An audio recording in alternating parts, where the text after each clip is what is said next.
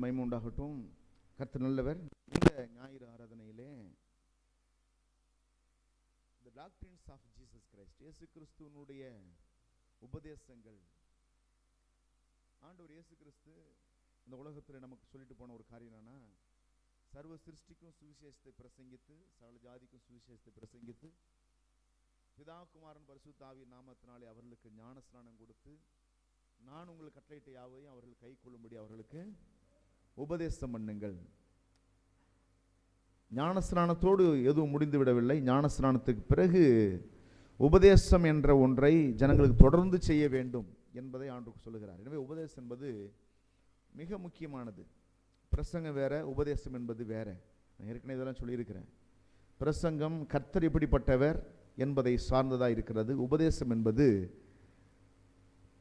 அந்த கர்த்தரிடத்திலிருந்து நன்மையை பெற்றுக்கொள்வதற்கும் ஒரு ஒழுக்க நெறியான வாழ்க்கை வாழ்வதற்குமான வழிமுறைகளை சொல்லித் தருகிறது. எனவே பிரசங்கம் என்பது கர்த்தர் எப்படிப்பட்டவர் என்பதை மட்டுமே சொல்கிறது. கர்த்தர் நல்லவர், வல்லவர், அதிசயங்களை செய்கிறார், இப்படிலாம் சொல்றது பிரசங்கம்.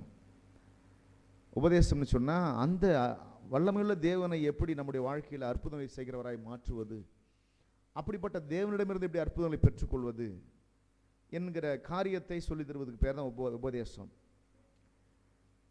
எப்படி ஒரு ஒழுக்க நிறையான வாழ்க்கை வாழ்வது என்பதை பற்றி சொல்லி தருவது தான் உபதேசம். கர்த்தர் நம்மை ஆசீர்வதிப்பாராக. இதில் இந்த டிசிப்ளின் என்பது குணத்தில் மட்டும் மக்களுக்கு தேவைப்படலை, ஆவிக்குரிய தன்மைகளிலேயும் நிறைய மாற்றம் தேவைப்படுகிறது.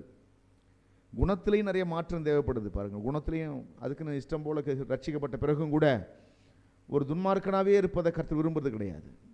ரட்சிக்கப்பட்ட பாவியாக இருப்பதை கர்த்தர் விரும்புறது கிடையாது. சில பேர்லாம் பார்த்துருக்குறேன், ஊரில் அவங்கள பற்றி சொல்லுவாங்க, இவன் குடும்பங்களை சோம்பாங்க, அப்படிம்பாங்க இப்படிம்பாங்க, கோல் சொல்கிறதும் குறை சொல்கிறதும், அங்கே உள்ள விஷயத்தை எந்த சொல்கிறதும், இங்கே உள்ள விஷயத்தை எந்த சொல்கிறதும், குடும்பத்தை ரெண்டாக பிரிக்கிறதும், புருஷ மனைவி பிரித்து விடுறதும், யார் எங்கே போனாங்க எங்கே வந்தாங்க இதை பற்றியே பேசி பேசி சண்டையை உண்டாக்குறதுமாக இருந்திருக்கிறாங்க. ரட்சிக்கப்பட்ட பிறகும் கூட இப்போ அந்த வேலையை விட்டுட்டு இங்கே சபையில் ரெண்டகம் பண்ண வேண்டியது. சபையில் என்ன செய்ய வேண்டியது, குண்டகம் விளைவிக்கிற மாதிரி இவங்களை பற்றி அங்கேயும் அங்கே பற்றி இங்கேயும். ஆக மொத்தம் அவங்க சுபாவம் என்ன செய்யலை, மாறவே இல்லை. அங்கேருந்து அதே சுபாவத்தோடு அப்படியே வந்துங்க இருக்கிறாங்க. அங்கே எப்படி இருந்தாங்களோ அந்த பழக்க வழக்கம் மாறலை, சுபாவம் மாறலை, குணமும் மாறலை. அப்படின்னா என்ன நடக்குது அப்படின்னு கேட்டால், அவங்களுக்கு இன்னுமே என்ன தெரியல, தன்னை திருப்தி கொள்ளலை. நான் பைபிளாலஜி படிக்க போனேன், கன்னியாகுமரிக்கு படிக்க போன பொழுது நம்ம ஊர் தமிழுக்கும் அங்கே இருக்க தமிழுக்கும் ஏகப்பட்ட வித்தியாசம். நம்ம ஊரில் பேசுகிறதுக்கு பேர் தமிழ், அங்கே பேசுகிறதுக்கு பேர் தலையாளம்னு சொல்லுவாங்க. மலையாளமும் இல்லை தமிழும் இல்லை. அதனால் தாவை தமிழில் போட்டு மலையாளத்துக்கு பக்கத்தில் லையாளம் பக்கத்தில் போட்டு தலையாளம் அப்படிம்பாங்க. ஏன் அப்படின்னா தமிழ் தான் அது. அதை அப்படி சொல்கிறது விளையாட்டுக்காக சொல்லுவாங்க, தலையாளம் பேசுகிறீங்க அப்படின்னு சொல்லுவாங்க. ஏன்னா அந்த தமிழ் எப்படி இருக்குன்னாக்க நம்மளால் புரிந்து கொள்ளவே முடியாது. நான் போயிட்டு கன்னியாகுமரியில் இறங்கிட்டேன். ஃபஸ்ட்டு டைமாக முதலாக என் வாழ்க்கையில் கன்னியாகுமரிக்கு போயிருந்தேன். இது வரைக்கும் நான் போனதே கிடையாது. பைபிளாலஜி படிப்பதற்காக போயிட்டு அந்த நாகர்கோயிலில் இறங்கி அங்கிருந்து ஒரு பஸ் பிடிச்சி, கேரளா பஸ் பிடிச்சி மார்த்தாண்டத்துக்கு முன்னாடியே ஒரு ஊரில் இறங்கி காஞ்சரக்கோடு என்ற இடத்துல இறங்கி, அங்கிருந்து பக்கத்தில் காலேஜ் இருக்குது, அங்கே போகணும். 2 பேர்கிட்ட பேசினேன். 2 பேரும் அட்ரஸ் சொன்னாங்க. இந்த அட்ரஸ் சொல்லி எங்கே இருக்குது இந்த காலேஜ்னு கேட்டேன். 2 பேர் பேசுனாங்க. அவங்க பேசுகிறது தமிழ் தான், ஆனால் எனக்கு புரியவே இல்லை. அவங்க பேசுகிறது தமிழ் தான், நீங்கள் நம்புங்க இந்த விஷயத்தை, தமிழ் தான் பேசுகிறாங்க, எனக்கு புரியவே இல்லை, என்ன தான் சொல்கிறான்னு தெரியல எனக்கு. பிறகு நம்ம ஒரு ஆள், அந்த பக்கத்தில் ஒரு ஆள் இருந்தார் பாருங்கள், அவர்கிட்ட சொல்லி அவரை போய் கேளுங்க அப்படின்னாங்க. அவர்கிட்ட போய் கேட்டேன், இதை போல் இந்த காலேஜ் எங்கே இருக்குது அப்படின்னு கேட்டேன். அவர் பாருங்கள், இந்த இருக்குது பாருங்கள் சார் போர்டு, அங்கே போங்க அப்படின்னாரு. என்ன சொல்லுவார்னா, இப்போது அந்த இடத்துக்கு இங்கே உள்ள மாணவர்கள்லாம் போனோம். இப்போ நாங்கள் கடலூர்லேருந்து நான் போயிருந்தேன், சென்னையிலேருந்து நண்பர்கள் வந்திருந்தாங்க, இன்னும் நிறைய பேர் படிக்க வந்திருந்தாங்க. சில பேருக்குலாம் அங்கே வந்த உடனே அந்த ஊர் பாஷைக்கு அப்படியே மாறிட்டாங்க. இங்கேருந்து அங்கே வந்தாங்க பாருங்கள், நம்ம பசங்க படிக்கிறதுக்கு வந்தவங்க பூரா என்ன செஞ்சிட்டாங்க, அந்த ஊர் பாஷைக்கு அப்படியே மாறிட்டாங்க. அப்படியே டிட்டோவாக அந்த மக்கள் எப்படி பேசுகிறாங்க அப்படி பேசுவாங்க. ஒரு 2 வருஷம் கழிச்சு எனக்கெல்லாம் அந்த மாற்றமே வரல. நான் இப்போ எப்படி தமிழ் பேசுகிறேன், அங்கேயும் அப்படி தான் பேசுனேன். சில பேர்லாம் அப்படியே மாறிட்டாங்க. இப்போ அங்கேருந்து சில பெண் பிள்ளைங்க கல்யாணம் பண்ணிட்டு இங்கே வந்திருக்கிறாங்க. நாங்களாவது 2 வருஷம் 3 வருஷம் நாங்கள் படித்தோம், அதில் மாறி இருந்தது மாறாமல் போகிறதுலாம் சாதாரண விஷயம். கன்னியாகுமரியிலேருந்து சில பெண்கள் வந்து இங்கே வந்து கல்யாணம் பண்ணிருக்கிறாங்க. எத்தனை வருஷம் ஆகுதுன்னு பார்த்தா 20 வருஷம் 23 வருஷம். அவங்கள்ட்ட பேசினீங்கன்னா இன்னுமே அதே தலையாளம் தான் பேசிகிட்டு இருக்கிறாங்க. மாறவே முடியல, மாற்றிக்கவே முடியல அவங்களால. நம்ம ஊர் தமிழுக்கு வரவே மாட்டேங்குது, நம்ம ஊர் தமிழுக்கு வரவே மாட்டேங்குது. ஒரு நாள் பாருங்கள், ஒரு பாஸ்டருடைய வீடை தேடிட்டு போனேன் நான் ஸ்ரீமுஷ்ணத்தில். அவர் வீடு எங்கேருந்து ஒரு சந்தை சொல்லியிருந்தேன், அந்த சந்தை உள்ளதாக இருக்குது வாங்க அப்படின்னு சொல்லியிருந்தார். கரெக்டாக நான் அந்த சந்தில் போய் பார்த்துட்டு எங்கே வீடுன்னு சொல்லி முடிச்சுட்டு நிற்கிறேன். ரொம்ப டயர்டாகி அவருக்கு ஃபோன் பண்ணால் ஃபோன் போக மாட்டேங்குது. ஒரு ஓரமாக நின்று அந்த ஃபோன் எடுத்து பார்த்துட்டே இருக்கிறேன். மேல் வீட்டு மாடியில் சத்தம் கேட்குது. ரெண்டு பெண்கள் பேசிக்கிறது போல் சத்தம் கேட்குது. நான் கீழே இருந்து பார்க்குறேன், என்னடா அது சத்தம் கேட்குதுன்னு பார்த்தா அப்படி கவனித்து பார்த்தேன், தலையாளம் பேசிகிட்டு இருக்கிறாங்க. புரிஞ்சு போச்சு, பாஸ்ட் வீடு இங்கே தான் இருக்குது. கடன்னு போனேன். நீங்கள் தலையாளம் பேசுகிறது மட்டும் பேசலைனாக்க உங்கள் வீடையே என்ன செஞ்சிருக்க முடியாது, கண்டுபிடிச்சிருக்க முடியாது. எனவே மாறாமலே சில பேர்லாம் இருப்பாங்க. அப்படி அல்ல. இந்த உபதேசம் எதுக்காக அப்படின்னா, we should change our thoughts, we should change our habits and characters. இதெல்லாம் நம்ம மாற்றணும். எதெல்லாம் மாறணும்? நம்முடைய பழக்க வழக்கங்கள், குணங்கள், நம்முடைய விசுவாசம், தேவனை பற்றி நினைத்திருக்கிற நினைவுகள், இதெல்லாம் கூட நிறைய மாற்றம் செய்ய வேண்டிய தேவை இருக்குது. எப்பொழுது மாறும் அப்படின்னா, இந்த சத்தியத்தை கேட்க கேட்க தான் நம்முடைய எண்ணங்களே மாற ஆரம்பிக்கும். கிட்டத்தட்ட ஒரு 25 வருடங்கள் ஆபிரகாமுக்கு கர்த்தர் போதிச்சு தான் அவனுடைய எண்ணத்தையே கர்த்தர் மாற்றினார். 25 years he has to learn how to believe God.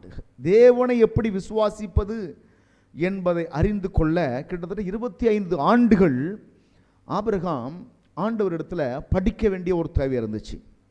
25 ஆண்டு காலமாய் how to believe, how to have faith on God அப்படின்ற ஒரு விஷயத்தை அவனுக்கு சொல்லித் தருவதற்கு, அவனுக்கு புரிய வைப்பதற்கு 25 ஆண்டுகள் ஆண்டவருக்கு தேவைப்பட்டது. ஏன் அப்படின்னா, it is impossible to teach them to teach men. ஏன் மனிதர்களுக்கு போதிப்பதற்கு ரொம்ப கஷ்டமாக இருந்துச்சு அப்படின்னா, இப்போ நான் ஒரு மனுஷன் உங்களுக்கு ஈஸியாக சொல்லி கொடுத்துடலாம். அந்த நாட்களில் ஒரு தீர்க்கதரிசி அனுப்பி ஆண்டவர் ஆபிரகாமுக்கு சொல்லித் தரல, அவரே நேரடியாக பேச வேண்டியிருக்குது. அவர் பேசும்பொழுது இவன் அதை புரிந்து கொண்டு, ஓஹோ விசுவாசம்னா இதுதான், இப்படி தான் விசுவாசிக்கணும் என்பதை புரிந்து கொண்டு அதை ஃபாலோ பண்ணி வாழ்க்கையை மாற்ற வேண்டிய தேவை இருந்துச்சு. ஆனால் இன்றைக்கி பாருங்க, ரொம்ப எளிதாக நம்ம போதிக்கிறோம், எளிதாக சொல்லித்தரோம் விசுவாசம்னா என்ன அப்படின்னு. இந்த டாக்ட்ரின்ஸ் ஆஃப் ஜீசஸ் கிரைஸ்டில் கடந்த வாரத்தில் நாம் வந்து how to pray and to god, தேவனிடத்தில் இப்படி ஜெபம் பண்ணுவது, what is prayer, how to pray, இதுதான் ஜெபம்னா என்ன, எப்படி ஜெபம் பண்ணுறது என்பதை குறித்து கிட்டத்தட்ட ஒரு 20 வாரங்கள் நம்ம பிரசங்கம் பண்ணியிருக்கிறோம். நம்முடைய யூடியூப் சேனலில் காலை ஆராதனையில் போயிட்டு பாருங்கள். மார்னிங் டிவோஷனில் 20 வாரங்கள் ஹவு டு ப்ரே என்கிற காரியத்தை போதிச்சிருக்கிறோம். அதை நீங்கள் போய் கேட்டு நீங்கள் ஒரு சரியான ஒரு ஜெபிக்கிற நபராய், சரியாய் ஜெபிக்கிற நபராய் உங்களை மாற்றிக்கொள்ளுங்கள். பிறகு இரண்டாவது தலைப்பாக how to have faith on God, தேவனிடத்தில் எப்படி விசுவாசமாக இருப்பது என்பதை குறித்து கடந்த சில வாரங்களாக தியானித்துக்கிட்டு வரோம். விசுவாசம்னா என்ன, வாட் இஸ் ஃபெய்த். பாருங்கள், வேதவசனம் நமக்கெல்லாம் ஒரே ஒரு வழிமுறை தான் வச்சுருக்கு. என்ன வழிமுறைன்னு கேட்டால், if you want to have success in your life, உங்கள் வாழ்க்கையில் வெற்றி பெற வேண்டுமா, ஆரோக்கியம் அடைய வேண்டுமா, விடுதலை பெற வேண்டுமா, அற்புதங்களை பெற்றுக்கொள்ள வேண்டுமா, வாழ்க்கையே மாறணும்னு நினைக்கிறீங்களா, அதிசயமாக உங்கள் வாழ்க்கை இருக்குன்னு நினைக்கிறீங்களா, இந்த உலகத்தில் நீங்கள் பிழைப்பு நடத்தணும்னு விரும்புகிறீங்களா, இந்த உலகத்தில் நீங்கள் வாழணும்னு விரும்புகிறீங்களா, the only one way God has given us is to have faith on God. ஒரே ஒரு வழி தான் கர்த்தர் வச்சிருக்கிறார். அது என்னன்னு கேட்டா, கர்த்தர் மேல விசுவாசமாய் இருப்பது. சக்சஸ் அடைவதற்கு, வெற்றி பெறுவதற்கு, சூழ்நிலைகளை ஜெயிப்பதற்கு, வியாதியை இல்லாமலாக்குவதற்கு, போராட்டங்களை ஜெயிப்பதற்கு ஒரே ஒரு வழிதான். நீங்கள் எபிரேயர் புஸ்தகம் 10ஆம் அதிகாரத்தை எடுத்துக்கொண்டு 38வது வசனத்தை படிப்பீர்கள் என்று சொன்னால், எபிரேயர் புஸ்தகம் 10வது அதிகாரம் 36 35 படித்த நலமாக இருக்கும்னு நினைக்கிறேன். மிகுந்த பலனுக்கு ஏதுவான உங்கள் தைரியத்தை விட்டு விடாதிருங்கள். எல்லாம் சொல்லுங்க, மிகுந்த பலனுக்கு ஏதுவான உங்கள் தைரியத்தை விட்டு விடாதிருங்கள். தைரியத்தை விட்டுடாதீங்க. எல்லாம் சொல்லுங்க, தைரியம் எங்கிருந்து வருது? தைரியம் விசுவாசத்திலிருந்து வருகிறது. எல்லாம் சொல்லுங்க, தைரியம் எங்கிருந்து வருது சொல்லுங்க. இப்படி எடுக்க போறோம். விசுவாசத்திலிருந்து தைரியம், தைரியத்திலிருந்து மிகுந்த பலன்.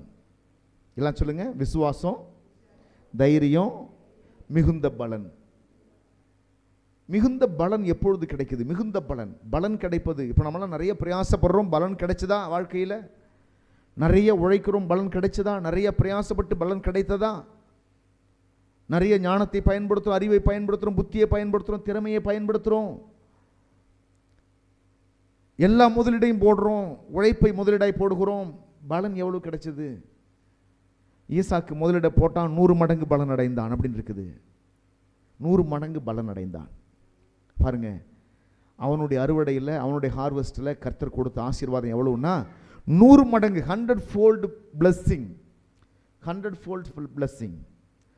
அப்போ இந்த பலனுக்கு ஏதுவான தைரியம் சொல்லுங்க, பலனுக்கு ஏதுவான தைரியம். அப்போ தைரியம் எங்கேருந்து வருது? யார் தைரியமாக இருப்பாங்க? யார் தைரியமாக இருப்பாங்க? நல்ல விசுவாசம் இருக்கவங்க தைரியமாக இருப்பாங்க. விசுவாசம் இல்லாதவங்க பயந்துட்டே இருப்பாங்க. நாளைக்கு என்ன நடக்குமோ, என் பிள்ளைக்கு என்ன நடக்குமோ, நாளைக்கு எதிர்காலம் எப்படி இருக்குமோ, வீடு கட்ட மாட்டேனே தெரியலையே, கல்யாணம் ஆகுமா ஆகாதா தெரியலையே, பிஸ்னஸ் நடக்குமா நடக்காதா தெரியலையே, கொண்டு முதலீடு போட்டிருக்கிறோமே, உழைப்பை போட்டிருக்கிறோமே, என்ன ஆகும் என்கிற பல கேள்விகள் உள்ளத்தில் வரலாம். இதெல்லாம் பதற்றத்தையும் பயத்தையும் கூட கொடுக்கலாம். காரணம் அவிசுவாசம், பயம் அதைரியத்தை கொடுக்கும். எல்லாம் சொல்லுங்க, அவிசுவாசம், பயம் அதைரியத்தை கொடுக்கும். பயம் அவிசுவாசம். விசுவாசம் எப்படின்னாக்க தைரியம். விசுவாசம்னாவே தைரியம்.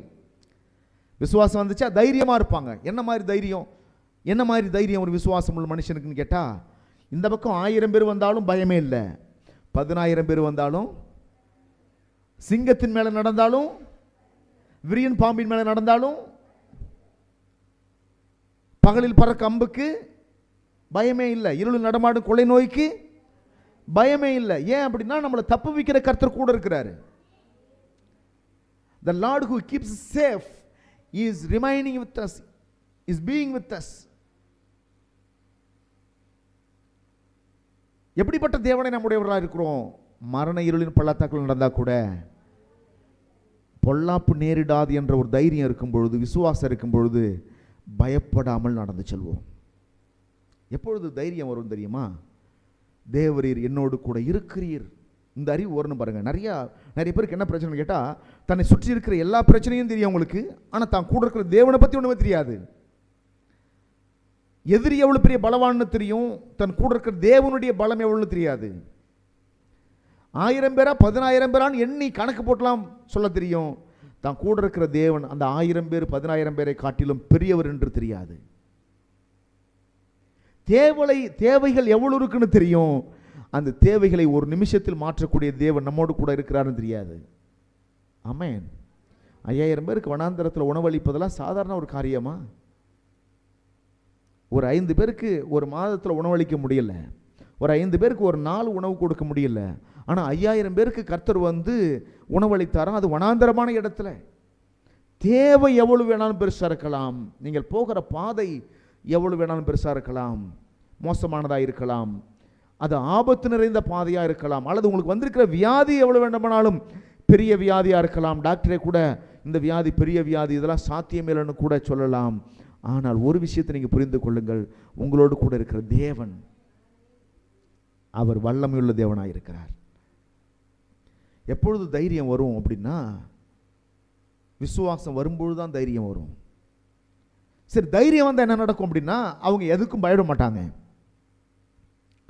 எந்த சூழ்நிலையை பார்த்து பயப்பட மாட்டாங்க, எதிரிகளை பார்த்து பயப்பட மாட்டாங்க, நெருக்கடியை பார்த்து பயப்பட மாட்டாங்க, போகிற பாதையை பார்த்து பயப்பட மாட்டாங்க. தைரியமா இருப்பாங்க. என் தேவன் என்னை நடத்துவார், என் தேவன் என்னை போஷிப்பார், என் தேவன் என் குறைவை மாற்றுவார், எனக்காய் செங்கடலை எல்லாம் பிளந்து கொடுப்பார், யோர்தானை பின்னிட்டு நிற்க செய்வார். எவ்வளவு பெருசாக கோட்டை இருக்கலாம், எரிகோ கோட்டை, எனக்காக கர்த்தர் உடைப்பார். கோலியாத் எவ்வளவு பெரிய ஆளா வேணாலும் இருக்கலாம், எத்தனை வயசுல இருந்து கூட அவன் யுத்தம் பழகின ஆளா இருக்கலாம், ஆனா என் கூட இருக்கிற தேவன் அந்த கோலியாத்தை காட்டிலும் பெரியவர். The Almighty God is my God. He is my God. So I want to fear for anything. இந்த உலகத்தில் இருக்கக்கூடிய எந்த காரியத்தையும் என்ன செய்ய போறதில்லை, நான் பயப்பட போறதே கிடையாது. எல்லாம் சொல்லுங்க, பயப்பட போறதே கிடையாது. எப்பொழுது பயம் இல்லாமல் போகுது, எப்பொழுது தைரியம் வருது, கர்த்தரை பற்றி நல்ல ஒரு அறிவு நமக்குள்ள வரணும். கர்த்தர் எவ்வளவு வல்லமை உள்ளவர் என்ற அறிவு வரணும். கர்த்தர் எவ்வளவு பெரிய தேவன் என்ற அறிவு வரணும். அவரால் என்ன செய்ய முடியும் என்ற அறிவு வரணும். அவர் என் கூட இருக்கிறார்னு அறிவு வரணும். இந்த அறிவெல்லாம் வர வர வர வர என்ன உண்டாகுதுன்னு கேட்டால் ஒரு விசுவாசம், தைரியம் உள்ளத்தில் வர ஆரம்பிக்கிறது. அதனால தான் அடிக்கடி நான் சொல்லுவேன், உங்களை அதைரியப்படுத்துகிற விஷயத்தெல்லாம் மனசில் நினச்சிக்கிட்டே இருக்கக்கூடாது. நிறைய பேருக்கு வீக்னஸ், அவங்களுடைய பலவீனத்துக்கு காரணம் என்ன தெரியுமா? Always they are thinking they are alone. பல நேரங்களில் மனிதர்களை எப்படி பிசாசு அதைரியப்படுத்தலாம், நீ தனிமையாக இருக்கிற பாரு, உனக்கு யாருமே இல்லை பாரு, நீ ஒரு அனாதை பாரு, நீ கைவிடப்பட்டிருக்கிற பாரு, உங்ககிட்ட பணம் இல்லை பாரு, உங்ககிட்ட சொத்து இல்லை பாரு, ஆதரவாக யாருமே இல்லை பாரு. இப்படி தான் பிசாசு அப்படியே சொல்லி சொல்லி சொல்லி சொல்லி சொல்லி நம்ம ஒரு தனிமையை நம்மளை உணர வச்சு, ஆமாம் என்கிட்ட ஒன்றுமே இல்லை அப்படின்னு உங்களை நம்ப வச்சு, இன்னும் சொல்லப்போனால் கடவுளே உங்கள்கிட்ட இல்லைன்னு நம்ப வச்சு, கர்த்தரே உன்னை கைவிட்டார்னு நம்ப வச்சு, கிதியோனை போல கர்த்தர் என்னோடு கூட இருந்தால் எங்களுக்கு இப்படியெல்லாம் சம்பவிப்பானேன் என்று சொல்கிற அளவுக்கு, புலம்புற அளவுக்கு உங்களை விட்டுறான் பிசாசு. அதனால தான் நம்ம என்ன செய்யணும்னா ரொம்ப கவனமாக இருக்கணும். நம்முடைய எண்ணங்கள் எல்லாம் கவனிக்கணும், சிந்தனைகள் எல்லாம் கவனிக்கணும். சிந்தனை மண்டலத்தை நீங்கள் உங்கள் இஷ்டத்தில் விடக்கூடாது. கண்ட கண்ட சிந்தனைலாம் வரதான் செய்யும். சில பேர் அவங்க ரியாலிட்டி லைஃப்பில் இல்லை, அவங்க கற்பனை உலகத்தில் வாழ்ந்து கொண்டிருக்கிறார்கள். ரியாலிட்டியில் என்ன, ரியாலிட்டியில் என்ன? இப்போ சர்ச்சில் உட்காந்துருப்பீங்க, எங்கே எத்தனை பேர் இங்கே இருக்கீங்க? உண்மையாகவே கடையை திறந்து வச்சுட்டு வந்தேன் பாஸ்டர், என்னாச்சுன்னு தெரில, ஏதாச்சும் புது ஆர்டர் வந்திருக்குதா என்னன்னு தெரியல, நான் வேறு இங்கே வந்து உட்காந்துவிட்டேன். ஆடை கட்டிட்டு தான் வந்தேன், ஆடு என்னாச்சுன்னு தெரியல, அவுத்து விட்டாங்களா அவுத்து விடலையா? இங்கே தான் இருக்கீங்களா? எத்தனை பேர் இங்கே தான் இருக்கீங்க? இங்கே இருக்கிறவங்க பிராமின்னு சொல்லலாமா? இங்கே இருக்கிறவங்க பிராலிலேயே சொல்லலாமா? நல்ல ஒரு கை தட்டி, இங்கே இருக்கிறவங்க கையை தட்டி உற்சாகமாக. கற்பனை உலகத்துக்குள்ள பிசாசு கொண்டு போயிடுறான். கற்பனை உலகத்துக்குள்ள they are thinking for the whole night, for the whole day. இரவெல்லாம் பகலெல்லாம் ஒரே சிந்தனை, கண்ட விஷயங்களை குறித்து, கண்ட காரியங்களை குறித்து, இல்லாமல் போன காரியங்களை குறித்து, நெகட்டிவான காரியங்களை குறித்து, தோல்வியான காரியங்களை குறித்து, பிரச்சனைகளை குறித்து, போராட்டங்களை குறித்து ஒரே சிந்தனையாக கடக்கும்படி பிசாசு வைத்து விடுகிறான். They don't have time to think about God, the Almighty God. அவங்களுக்கு கடவுளை பற்றி, வல்லமையுள்ள தேவனை பற்றி சிந்திக்கவே நேரம் இல்லாதபடி செஞ்சிடறான். விக்கில்ஸ்வொர்த் என்கிற ஒரு அருமையான ஊழியக்காரர், அவர் என்ன செய்வார்னா, எந்த புத்தகம் படித்ததே கிடையாது வாழ்க்கையில். கல்வியறிவு இல்லாத மனுஷன், படிக்க தெரியாத மனுஷன், ஸ்கூல் பக்கம் ஒதுங்கினதே கிடையாது. ஒரு பெரிய ஊழியக்காரர். மரித்தோர் 23 பேர்களை உயிரோடு கூட எழுப்பி இருக்கிறார். 23 நபர்களை உயிரோடு கூட எழுப்பினவர் ஸ்மித் விக்கில்ஸ்வொர்த். எவ்வளோ பெரிய நோயாளி வந்தாலும் ஒரு அடி தான் அடித்து போனால் அப்படி சரியாயிடும். கட்டியெல்லாம் அப்படியே ஜோமன் அந்த நிமிடத்தை கட்டி அப்படியே அமுங்கி கட்டி காணாமல் போயிடும். பெரிய பெரிய மிராக்கிள்லாம் செய்தவர், பெரிய பெரிய அற்புதங்களை செய்தவர் ஸ்மித் விக்கில்ஸ்வொர்த். 1ஆம் வகுப்பு கூட ஸ்கூல் பக்கம் ஒதுங்கினதே கிடையாது. அவருடைய மனைவி வந்து ஆனாவனா சொல்லி கொடுத்து, ஏபிசிடி சொல்லி கொடுத்து, இந்த பைபிளை படிக்க கற்றுக் கொடுத்தாங்க. பைபிளை படிக்க கற்றுக் கொடுத்தாங்க. அவர் ஒரு முடிவெடுத்தாராம், இனி நான் படித்தா ஒரே ஒரு புஸ்தகத்தை மட்டும்தான் என் வாழ்நாளில் படிப்பேன், அதை தவிர வேறு ஒரு புஸ்தகத்தை படிக்கவே மாட்டேன்னு ஒரு முடிவெடுத்து இந்த பைபிளை தவிர வேற எதையுமே படித்தது கிடையாதான். படிச்சுக்கிட்டே இருப்பாராம், பைபிளை படிச்சுக்கிட்டே இருப்பாராம், இரவு பகல் அப்படிலாம் கிடையாது, படிச்சுக்கிட்டே இருப்பார். இந்த வேத அறிவு மட்டும்தான் உள்ள இருந்து இருக்கணும், கண்ட அறிவு உள்ள இருக்கக்கூடாதுன்னு அவருக்கு ஒரு தீர்மானம். அநேக கிறிஸ்தவங்களுக்கு வேத அறிவே மனசில் இருக்குதான்னு தெரியல. கண்ட அறிவு இருக்குது, உலகத்தை பற்றிய அறிவு, மனிதர்களை பற்றிய அறிவு, சூழ்நிலை பற்றிய அறிவு. ரொம்ப அறிவாளி போல பேசிட்டு இருப்பாங்க. இந்த பிரச்சனை அப்படி ஆயிடும் பிரதர், இந்த பிரச்சனை இப்படி ஆயிடும் பிரதர். ஏன் இந்த பிரச்சனைக்கு மேலே ஒருத்தர் இருக்கிறாரே, இயற்கைக்கு அப்பாற்பட்ட விதத்தில் நம்மளுடைய வாழ்க்கையை மாற்றக்கூடிய ஒருத்தர் இருக்கிறாரே, அவர் நம்மோடு கூட தானே இருக்கிறாரு என்ற அறிவு இல்லாமல் பண்ணிவிடுவான் பிசாசு. உலக அறிவு இருக்கிறவங்க தேவனுக்கு, உலக அறிவு, உலக ஞானம் தேவனுக்கு பைத்தியமாய் இருக்கிறது. இந்த விஞ்ஞான உலகத்தில் இருக்கிறவர்கள் விஞ்ஞானத்தையே ஞானம் என்று நினைத்துக் கொண்டிருக்கிறார்கள். இந்த விஞ்ஞானத்திற்கு அப்பாற்பட்ட ஒரு ஞானம் இருக்கிறது. விஞ்ஞானத்தையே வியக்க வைக்கக்கூடிய ஞானம் அது. விஞ்ஞானத்தில் எடை போடுறீங்க, இந்த பூமியில் எடை போட்டு ஒரு 10 கிலோவை எடை போட்டு நீங்கள் நிலவில் போய் எடை போட்டிங்கன்னா அது 2 கிலோவாக இருக்கும். இங்கே 10 கிலோ கல்லை உங்களால் தூக்க முடியாது. நிலவுக்கு போனீங்கன்னா 2 கிலோ கல்ல, 10 கிலோ கல்ல சாதாரணமாக 2 கிலோ தூக்குவீங்க. என்ன காரணம்னா, இங்கே உள்ள விஞ்ஞானம் என்பது வேறு, நிலவுல உள்ள விஞ்ஞானம் என்பது வேறு. இங்கே உள்ள புவியீர்ப்பு விசை என்பது வேறு, நிலவில் இருக்க புவியீர்ப்பு விசை என்பது வேறு. எந்த அளவுக்கு புவியீர்ப்பு விசை அதிகமாக இருக்கிறதோ அந்த அளவுக்கு அதனுடைய எடை அதிகமாக இருக்கும். பூமியில் புவியீர்ப்பு விசை ஓரளவு இருக்குது. வியாழனுக்கு போனீங்கன்னாக்கா பூமியை விட பல மடங்கு புவியீர்ப்பு விசை அதிகம். அதில் இங்கே 2 கிலோ கல்ல தூக்கிட்டு நீங்கள் வியாழனுக்கு போனீங்கன்னா, உதாரணமாக சொல்கிறேன், அங்கே 50 கிலோவாக தெரியும். அது இங்கே 2 கிலோ கல்ல தூக்குறீங்கல்ல, இது அப்படியே எடுத்துகிட்டு வியாழனுக்கு போனீங்கன்னாக்க வியாழன் கிரகத்தில் அது 50 கிலோவாக இருக்கும். உங்களால் தூக்க முடியாது. ஏன்னா அங்கே இருக்கிற புவியீர்ப்பு விசை என்பது வேறு. அப்போ அங்கே விஞ்ஞானம் மாறுது, இங்கே விஞ்ஞானம் மாறுது, நிலவில் விஞ்ஞானம் மாறுது. இந்த எல்லா கிரகங்களை காட்டிலும் பரலோகத்தில் விஞ்ஞானமே டோட்டலாக மாறுது. இது அவங்க ஞானம்னு சொல்லிட்டு இருக்கிறாங்க, அறிவுன்னு சொல்லிட்டு இருக்காங்க. இந்த அறிவெல்லாம் அங்கே பைத்தியமாகிறது.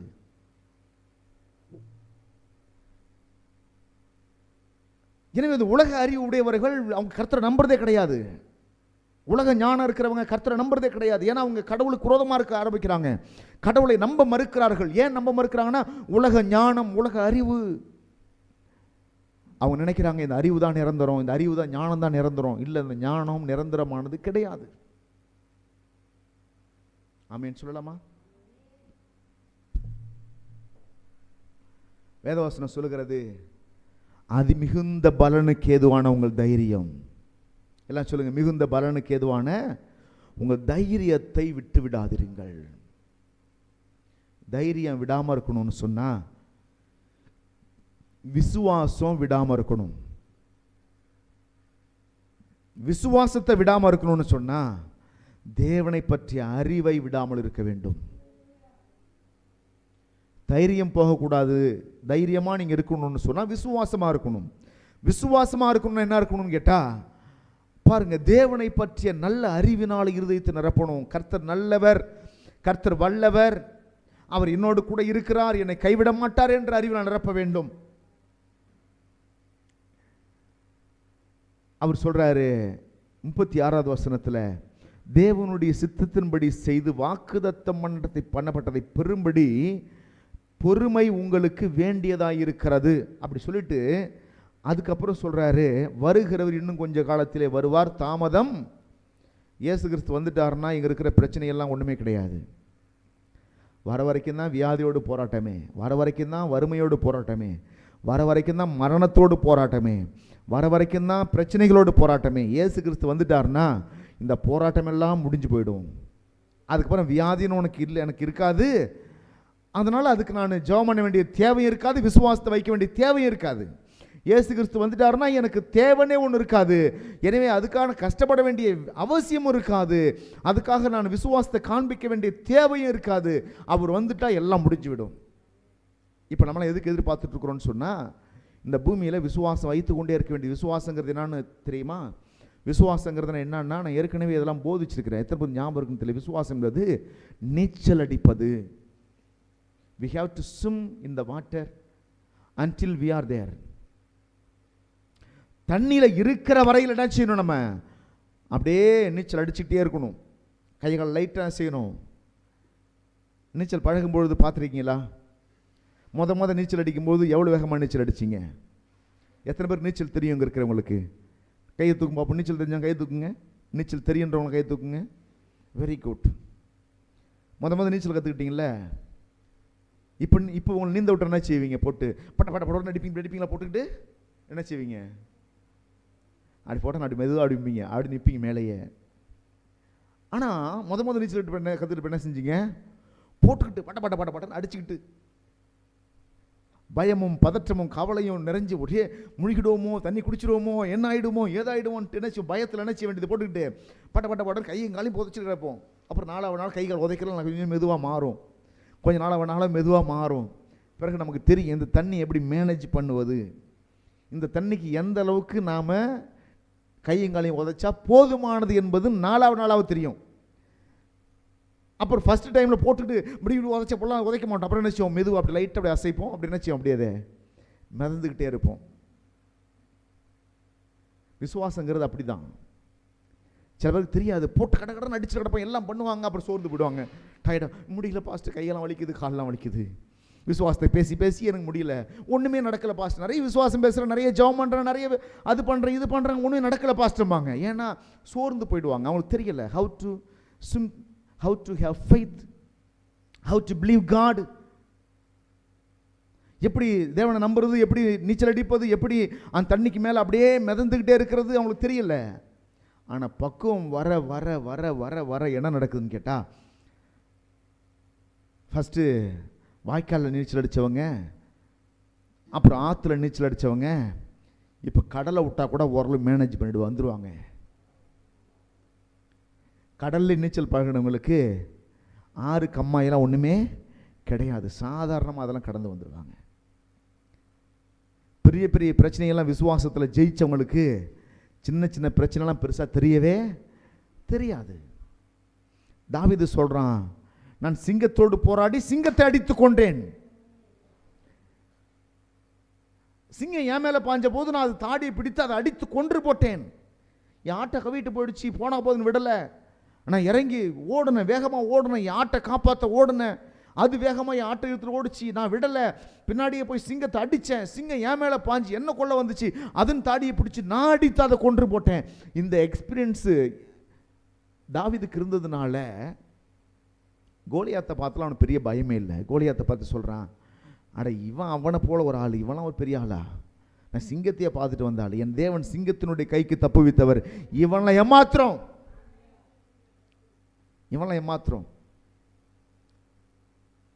அதான் நான் சொல்கிறேன். விசுவாசங்கிறது நீச்சல் அடிக்கிறது போல. இப்போ நீங்கள் அப்படியே அடிச்சுட்டே இருக்கிற நீங்கள் கொஞ்சம் போது டயர்டாகி விட்டுட்டீங்கன்னா என்ன ஆவீங்க? கைகால அசைக்கதே விட்டுட்டீங்க, என்ன ஆவீங்க? உள்ளே போயிட்டே இருப்பீங்க. நான் ஏற்கனவே சொல்லியிருக்கிறேன், ஃபெய்த்னா என்ன தெரியுமா? ஸ்விம் பண்ணுறது. இப்போ நல்லா கவனிங்க, ஒரு 100 அடி உயரத்துக்கு மேலே தான் நீர் மட்டம், அதுக்கு மேலே தான் தண்ணிக்கு வெளில நீங்கள் காற்றுலாம் இருக்குது. இப்போ 100 அடி ஆழத்தில் நீங்கள் கிடக்குறீங்க. எத்தனை அடி ஆழத்தில் கிடக்குறீங்க? 100 அடி ஆழத்தில் நீங்கள் கிடக்குறீங்க. இப்போ உங்களுக்கு சொல்லித்தரேன், எப்போ அவங்க வாழ்க்கை இதுதான் நினச்சிக்காத, இப்படியே வியாதியிலும் வறுமையிலும் தரித்திரத்திலுமே கிடக்கு நினைக்காதீங்க.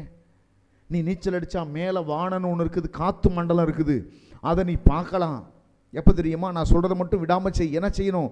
இப்படி தண்ணி கீழே தள்ளி நீ மேலே போ, தண்ணி கீழே தள்ளி மேலே போ, தண்ணி கீழே தள்ளி மேலே போன்னு நான் சொல்கிறேன். இப்போ ஜனங்க என்ன செய்கிறாங்க? தண்ணி கீழே தள்ளி மேலே போகிறாங்க. எத்தனை அடி உயரம் போகணும்? 100 அடி உயரம் போகணும். நம்ம ஜனங்க சில பேர்லாம் 50 அடி வரைக்கும் அடித்து பார்த்துட்டு முடியல பாஸ்டர் அப்படி சோர்ந்தாங்க பாருங்க. முடியலன்னு சோர்ந்தாங்க பாருங்க, அப்புறம் எங்கே போயிடுவாங்க சொல்லுங்கள்? முடியலன்னு அடிக்கிறது நிறுத்தினா எங்கே போவாங்க? மேலே போவாங்க, கீழே போவாங்களா? மறுபடியும் கீழே போயிட்டாங்க. இப்போ இங்கே வந்திருக்காங்க, 25 அடி ஆழத்துக்கு வந்துட்டாங்க. மறுபடியும் வந்து பாஸ்டர்கிட்ட வந்து சோர்ந்து போயிட்டு, இல்லை பாஸ்டர் நானும் நீங்கள் சொன்னதெல்லாம் சொல்லி பார்த்து விசுவாச அறிக்கையெல்லாம் பண்ணி பார்த்தேன், ஜெபம் பண்ணி பார்த்தேன், ஒன்றுமே நடக்கலை, அப்படியே தான் இருக்குதுன்னு. வானம் தெரியும் நீங்கள், பூமி தெரியும் நீங்கள், மேலே காற்று மண்டலம் இருக்கு, நீங்கள் வாழ்க்கையில் நிம்மதி வரும்னு சொன்னீங்க, சந்தோஷம் வரும்னு சொன்னீங்க, அற்புதம் நடக்கும்னு சொன்னீங்க, கஷ்டம்லாம் மாறும்னு சொன்னீங்க, வறுமையெல்லாம் மாறும்னு சொன்னீங்க, இப்படி உதைக்கணும்னு சொன்னீங்க. நானும் உதைச்சி பார்த்தேன், எவ்வளோ நேரம் தான் உதைக்கிறது, எல்லாம் செஞ்சு பார்த்தேன், பாதி தூரம் தான் வந்தேன், திரும்ப என்னால் நிச்சயம் இல்லை.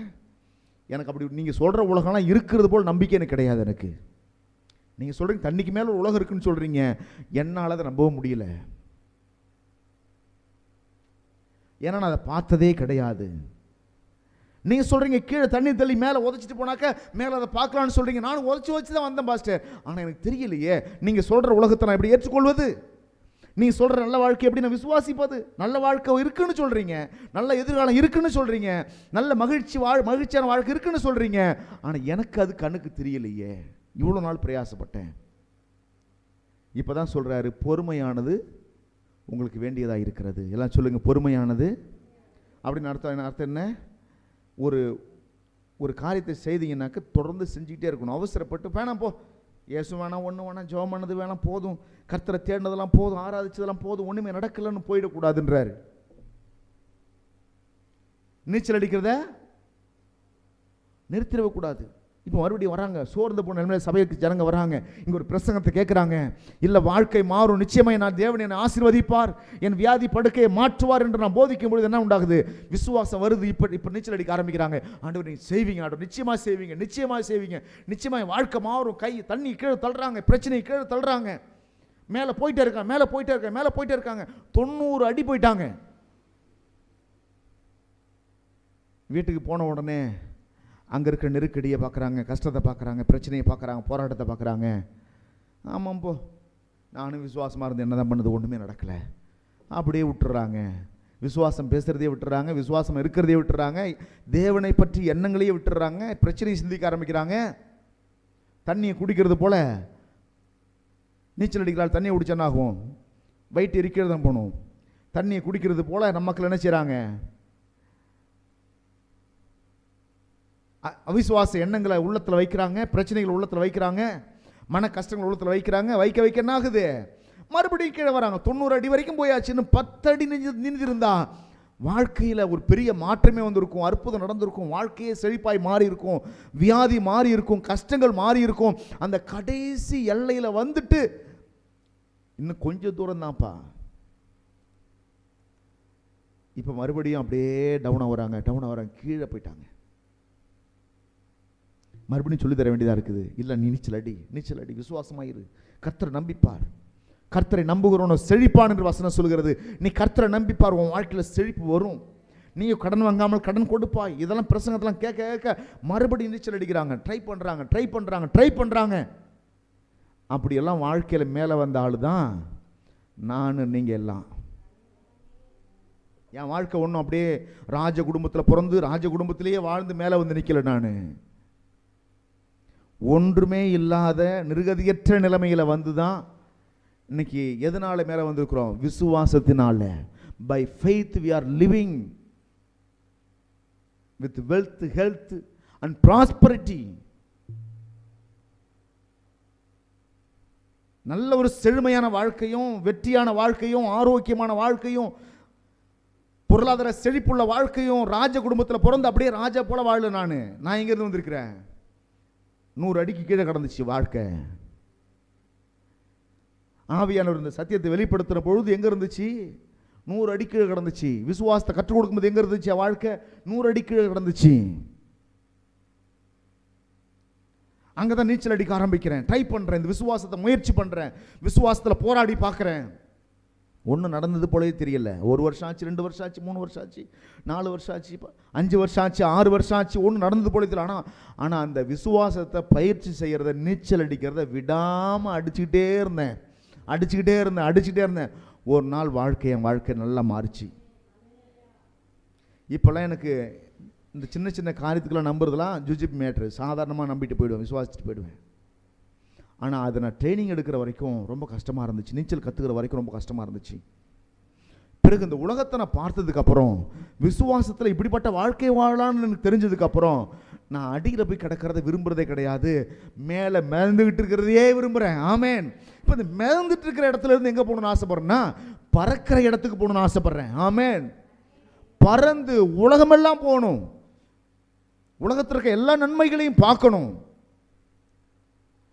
தேவனுடைய பிள்ளைகளே, இந்த விசுவாசங்கிறது உங்களுக்கு நான் புரிய வைப்பதற்கு தான் அந்த நீச்சலை போல அது செயல்படுகிறது என்று சொன்னேன். நான் இங்க வசனம் சொல்லுகிறது, நீயும் நானும் வாழ்வதற்கு ஒரே ஒரு வாழ்க்கை முறையை தான் கர்த்தர் வைத்திருக்கிறார். அந்த வாழ்க்கை முறைக்கு பெயர் என்ன தெரியுமா? நீங்க எடுத்துக்கொண்டு வாசிக்கலாம். 38வது வசனத்தை படிங்க. 38வது வசனம். விசுவாசத்தினாலே நீதிமான் பிழைப்பான். எல்லாம் சொல்லுங்க, விசுவாசத்தினாலே நீதிமான் பிழைப்பான். By faith righteous shall live. By faith, ஒரே ஒரு வழிதான், விசுவாசம் என்கிற ஒரே ஒரு வழிதான் இருக்குது. விசுவாசம் என்கிற ஒரே ஒரு வழியில தான் நம்முடைய வாழ்க்கையை கர்த்தர் வளமாய் மாற்றப் போகிறார். எத்தனை பேர் நம்புறீங்க இந்த காரியத்தை? விசுவாசத்தினால ஆபிரகாமுக்கு குழந்தை பாக்கியம் கிடைக்குதுன்னு சொன்னா, விசுவாசத்தினால ஈசாக்கு அந்த ஊர்லயே பெரிய பணக்காரனா மாற முடியும்னு சொன்னா, விசுவாசத்தினால யாக்கோபு கர்த்தர் சொன்ன தேசத்துக்கு போயிட்டு அந்த ஊர்ல பெரிய பணக்காரனா மாற முடியும்னு சொன்னா, விசுவாசத்தினால சிம்சோன் 1000 பேரை ஒரு கழுதையின் தாடை எலும்பை வைத்து கொன்று போட முடியும் என்று சொன்னால், அந்த விசுவாசம் ஏன் எனக்கு நடக்காது? ஏன் உங்களுக்கு நடக்காது? நாம முயற்சி செய்து பார்க்கல. கத்தியை கருக்கு திட்டாம மழங்களாய் வைத்து கொண்டு பெரிய பெரிய சாதனை படைக்க முயற்சிக்கிறோம். விசுவாசங்கிற கத்தியை நல்லா கருக்கு திட்டினீங்கன்னா, விசுவாசங்கிற அந்த விஷயத்தை நல்லா கருக்கு திட்டி அதில் நல்லா வளர்ந்தீங்கன்னா, நீங்கள் நான் சொல்கிறேன், யாக்கோபை போல உங்கள் வாழ்க்கை மாறும். பல பரிவாரங்களை உடைய மனுஷனா நீங்கள் மாறுவீங்க. ஈசாக்கை போல நீ பார்த்து பயந்த மனிதர்கள் எல்லாம் உன்னை பார்த்து பயப்படும் அளவிற்கு உன் வாழ்க்கையின் தரம் மாறும். ஆபிரகாமை போல 100 வயதில் கூட முடியாத காலத்தில் கூட உன் வாழ்க்கையில் அற்புதங்களை தேவன் செய்ய முடியும். அற்புதங்கள் வருவதற்கு சாதகமற்ற சூழ்நிலையில் கூட அற்புதத்தை தேவனால் செய்ய முடியும். நமக்கெல்லாம் ஒரு பொருளை செய்யணும்னா மூலப்பொருள் ஒன்று தேவை. என் தேவன் மூலப்பொருளை இல்லாமல் ஒரு பொருளை உண்டாக்குகிறவர். மூலப்பொருளே இல்லாமல் ஒரு பொருளை உண்டாக்குறார். அவருக்கு மூலப்பொருளாக இருப்பது எது தெரியுமா? அவருடைய வார்த்தை மட்டும்தான். The word of God, that is the essential for all the things which has been created. தேவனால் படைக்கப்பட்ட எல்லாவற்றிற்கும் எது மூலப்பொருளாக இருந்திருக்குது? அவருடைய வார்த்தை மட்டும்தான். ஒரு திடகாத்திரமான பொருள் வச்சு இன்னொரு திடகாத்திரமான பொருளை உண்டாக்குற தேவன் அல்ல. அதனால தான் அடிக்கடி சொல்லுவேன், என் பலனோ என் பலவீனமோ கர்த்தரை ஒரு நாளும் தடுக்காது, ஒரு நாளும் கர்த்தருக்கு தேவைப்படாது. என்னை ஆசீர்வதிப்பதற்கு என் பலன் அவருக்கு தேவைப்படாது. நான் பலவீனனாய் இருக்கும் பொழுதே என்னை அவரால் ஆசீர்வதிக்க முடியும். கைகளை தட்டி கர்த்தர் நன்றி சொல்லலாம். ஹல்லேலூயா. நான் பலவீனனாய் இருக்கும் பொழுதே கர்த்தர் என்னை ஆசீர்வதிக்க முடியும். பைபிள் அப்படி பார்க்குறோம் பாருங்க. ஆபிரகாம் 75 வயசுல தெம்பு இருந்துச்சு, அற்புதம் செஞ்சாரா? ஒன்றுமே செய்யல. 80 வயதில் கொஞ்சம் பரவாயில்ல, ஆண்டவர் தெம்பு இருக்குது, இப்போ அதை அற்புதம் செய்வீங்களா? ஒன்றும் செய்யல. 90 வயதில் கொஞ்சம் பரவாயில்ல, நடக்க முடியுது, இப்போ அதை அற்புதம் செய்வீங்களா? ஒன்றும் செய்யல. 99 வயசு அவன் சரீரம் முழுவதுமாய் பலவீனம் அடைஞ்சிச்சு. There is no strength in his body to bring forth child. ஒரு குழந்தையை பெற்றெடுக்கிற அளவுக்குலாம் அவனுக்கு என்ன இல்லை, தெம்பு கிடையாது. இவன் தான் ஒரு பக்கம் பலவீனன்னு சொன்னா, மனைவியாவது தெம்பா இருக்கிறாங்கன்னு பார்த்தா அங்கேயும் அதே கதி தான். அவங்களுக்கும் கிட்டத்தட்ட 85-95 வயதுக்கு மேலே ஆயிடுச்சு. அவங்க நிலைமை என்னன்னு பார்த்தா அவங்களுக்கு கற்பமே செத்து போயிடுச்சுன்ற மாதிரி ஒரு சூழ்நிலை. அதோட அர்த்தம் என்னன்னா, பெண்களுக்குள்ள வழிபாடு நின்று போயிடுச்சு. சயின்டிஃபிக்காக பார்த்தீங்கன்னாக்க மாதவிடாய் இருக்கிற பெண்கள் தான் குழந்தை பெற்றுக்கொள்ள முடியும். அது முழுவதுமாய் நின்று போனது சாராளுக்கு. இங்க சுவரே இல்லை, ஆனால் கர்த்தர் சித்திரம் வரைய திட்டம் போட்டிருக்கிறாரு. எத்தனை பேர் விசுவாசிக்கிறீங்க? உங்கள்கிட்ட சுவரை இல்லைன்னா பயப்படாதீங்க. என்கிட்ட முதலீடு இல்லை ஆண்டவரே, பயப்படாதீங்க. என்கிட்ட பேலன் இல்லை ஆண்டவர், பயப்படாதீங்க. அறிவு இல்லை, பயப்படாதீங்க. திறமை இல்லை, பயப்படாதீங்க. எனக்கெல்லாம் மற்றவங்களை போல புத்தியாலும் பேச தெரியல பாஸ்டர், பயப்படாதீங்க. உங்க கூட ஒருத்தர் இருக்கார்ல, அவர் எல்லா ஞானத்தை காட்டிலும் பெரிய ஞானி. ஞானிகளை எல்லாம் வெட்கப்படுத்தி பைத்தியக்காரர்களை ஞானிகளை மாற்றுகிறவர் நம்ம கூட இருக்கிறாரு. இயேசுவை ஏற்றுக்கொண்ட காலத்தில் என் குடும்ப சூழ்நிலைகளை நான் 24 மணி நேரமும் சிந்திச்சு என்னுடைய 16 வயதிலேயே எப்படிப்பட்ட மனுஷனாக இருந்திருக்கிறேன்னு சொன்னால் பைத்தியமாக இருந்திருக்கிறேன். ஆனால் கடந்த நாளில் கூட அந்த விஷயத்தை நான் லீடர்ஸ் மீட்டிங்கில் சொன்னேன். என்னை பற்றி எனக்கு தெரியும், என்னை பற்றி உலக மக்கள் என்ன நினைக்கிறாங்கன்னு அவங்களுக்கு கேட்டால் தான் தெரியும். என் நண்பன், என் கூட ஒன்றாவதுலேருந்து ஒன்றா படித்த நண்பன், அவனை சமீபத்தில் சந்தித்து நான் பேச வேண்டிய தேவை இருந்துச்சு. பேசும்பொழுது அவன் சொன்னான், அவன்கிட்ட நான் சொன்னேன், எனக்கு மனசு ரொம்ப கஷ்டமாக இருக்குது. ஸ்கூலில் வந்து வாத்தியாராக இருக்கிறாப்புல, கவர்மெண்ட் ஸ்கூலில். அப்போது எனக்கு ரொம்ப மனசு கஷ்டமாக இருக்குது, நிம்மதி இல்லை, ஏதாவது சொல்லிக் கூட ஜெபம் பண்ண அப்படின்னு சொன்னான். அப்போ நான் அவன்கிட்ட வந்து சில ஆலோசனை கொடுத்தேன். இயேசுவை நம்பு, கர்த்தரை நம்புன்னு சொல்லிக் கொடுக்கும் பொழுது அப்போ நான் என்னுடைய சாட்சி சொன்னேன். எப்படி இருந்தேன் தெரியுமா? இப்படி கஷ்டப்பட்ட நான் வாழ்க்கையில் ஏசப்பா என்னை உயர்த்தி என்னை ஆசீர்வதிச்சிருக்கிறார் நான் சொன்னேன். அப்போ அவன் சொன்னான் ஒரு வார்த்தை, அன்னைக்கு தான் முத இந்த உலக மக்கள் என்னை பற்றி என்ன நினச்சாங்கன்ற விஷயம் என் காதில் விழுந்துச்சு, அவன் மூலியமாக வந்து விழுந்துச்சு. ஆமாம் மில்டன், ஊர்லெல்லாம் பேசிக்கிட்டாங்க, அந்த பையன் பைத்தியமாயிட்டான்னு பேசிக்கிட்டாங்க. எனக்கு இவ்வளோ நாள் அந்த விஷயம் தெரியாது. அந்த ஊர் மக்கள் என்ன பேசலான விஷயம் எனக்கு இவ்வளோ நாளும், இந்த விஷயம் எப்போ தான் சொல்கிறான் அவன், இப்போ ஒரு 2-3 மாதத்துக்கு முன்னாடி தான் அவன்கிட்ட பேசும்போது தான் சொல்கிறான். ஊரில் மக்கள் என்ன பேசிக்கிட்டான் தெரியுமா? உனக்கு பைத்தியமாயிட்டுன்னு சொன்னாங்க. ஆனால் இந்த பைத்தியத்தை தான் தேவன் மாற்றி ஆசீர்வதித்திருக்கிறார். ஹல்லேலூயா. என் வாழ்க்கை ஒரு எடுத்துக்காட்டு, என் வாழ்க்கை ஒரு எடுத்துக்காட்டு. என்ன மாதிரி பைத்தியம்னா 24 வருஷம் ஒரே கற்பனை உலகத்தில் தான் இருந்தேன் நான். அந்த பிரச்சனை, இந்த பிரச்சனை, அந்த கஷ்டம், இந்த கஷ்டம், இதெல்லாம் சிந்திச்சுக்கிட்டு அப்படியே நிற்பேன், மணிக்கணக்காக நிற்பேன், இப்படி நிற்பேன். எங்கே நிற்கிறேன்றதே மறந்து நின்றுட்டு இருப்பேன் நான். நடு ரோடாக இருக்கலாம், வீடாக இருக்கலாம், எங்கே வேணாலும் இருக்கலாம். பிரச்சனையை நினச்சிக்கிட்டு அப்படி நின்றுட்டே இருந்திருக்கேன். பிரச்சனை நினச்சிட்டு நடந்துகிட்டே இருந்திருக்கேன். எவ்வளோ தூரம் நடந்து எனக்கு தெரியல. இந்த பைத்தியம் நடக்கலாம், எப்படி நடக்கலாம்னு நினைக்கிறீங்க? பிரச்சனை நினச்சி நடந்து போயிட்டே இருப்பாங்க, அவங்க பாட்டுக்கு எங்கேயாச்சும் போயிட்டு இருப்பாங்க. அது போல நானும் நடந்து என்ன செஞ்சேன், போய்கிட்டே இருந்தேன்.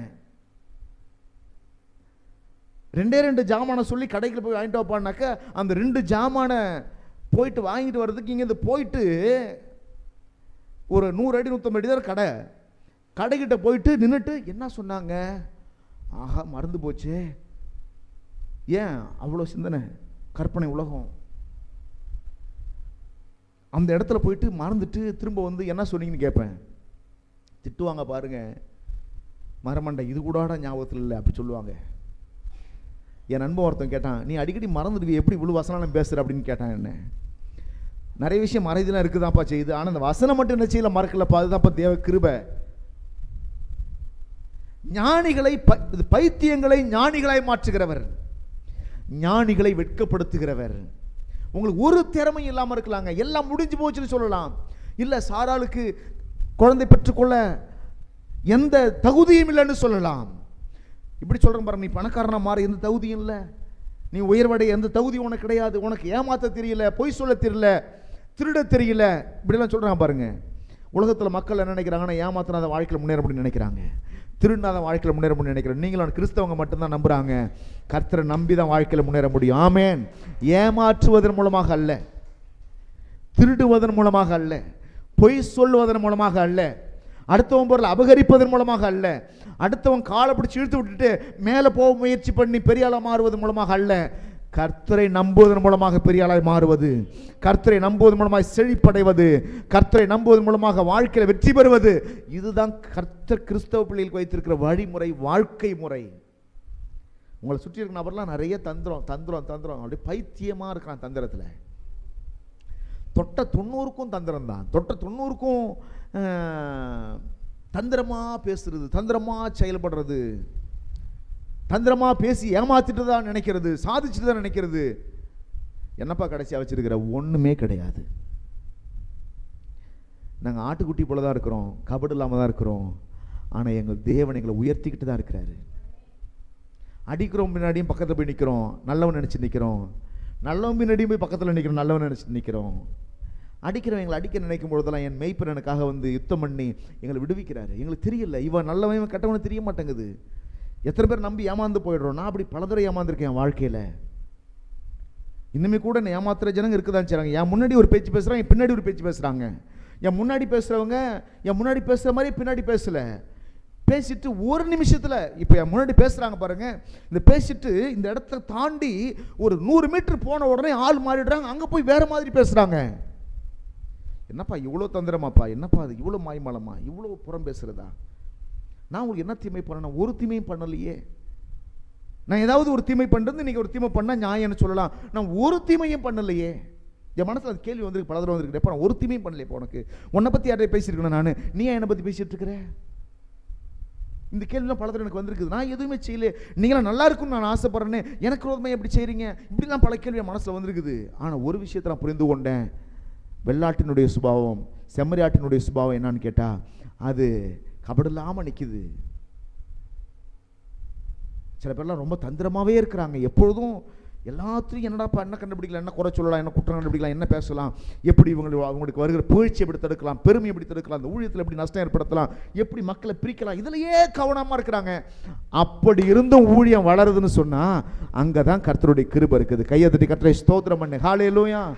இப்போ தான் நான் சொல்லுவேன், ஆண்டவர் ஏன் திறமெல்லாம் ஒன்றுமே கிடையாது, ஆண்டவர் ஏன் அறிவெல்லாம் ஒன்றுமே கிடையாது, என் புத்தியெல்லாம் ஒன்றுமே கிடையாது, எனக்கு தெரியும் இந்த ஊழியம் வளருதுன்னு சொன்னால் அதுக்கு காரணம் முழுவதும் நீங்கள் தான். இத்தனை பேர் எழும்பி எனக்கு விரோதமாக பேசின பொழுதும் கூட ஊழியம் வளர்ந்துக்கிட்டே இருக்குதுன்னு சொன்னால் அதுக்கு காரணம் என்ன? கர்த்தர் தான்.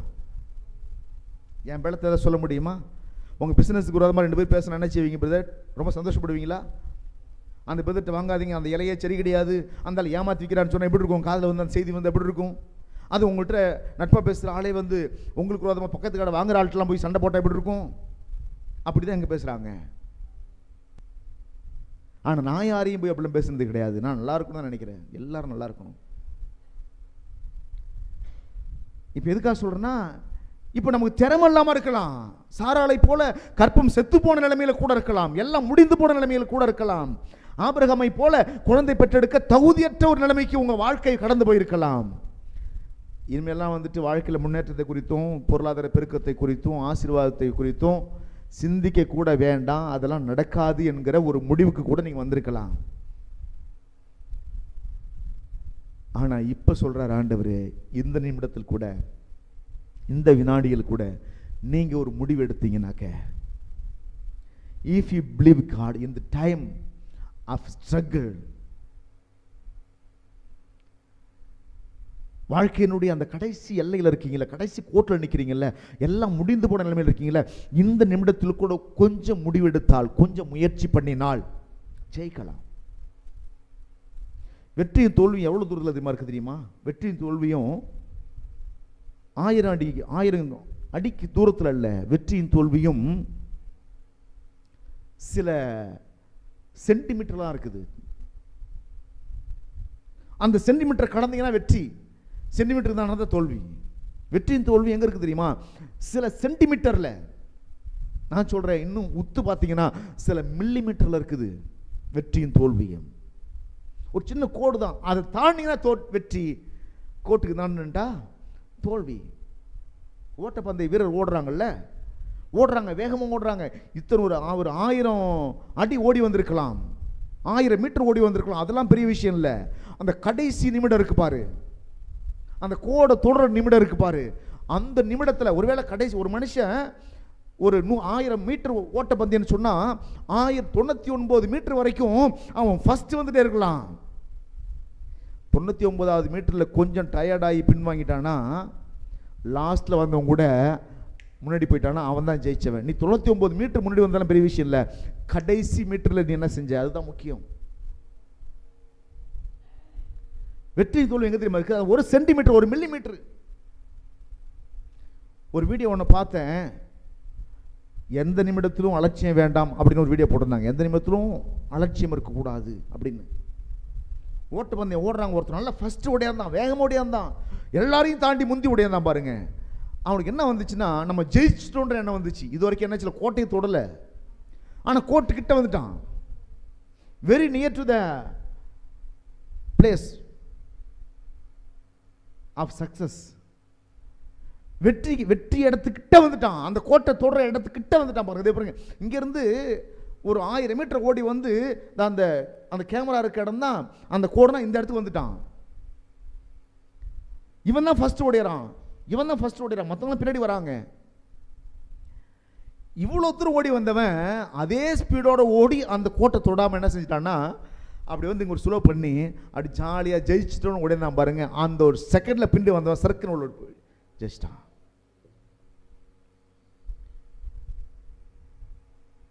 விசுவாசங்கிறது கடைசி கூட தொடர வரைக்கும் விடவே கூடாது.